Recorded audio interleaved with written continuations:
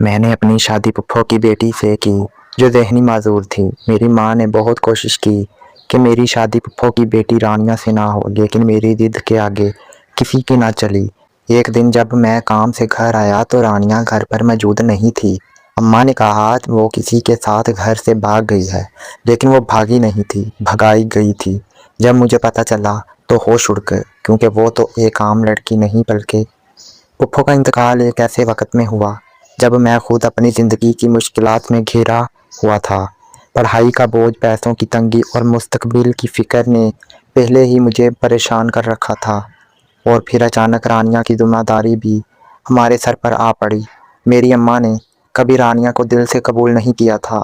وہ اکثر طنزیہ کہتیں، اس لڑکی کا کیا بنے گا، نہ عقل ہے نہ ہوش، اور نہ ہی ایسی شکل کہ کسی کو اس پر ترس آئے۔ رانیہ بہت خاموش رہتی تھی، اس کی آنکھوں میں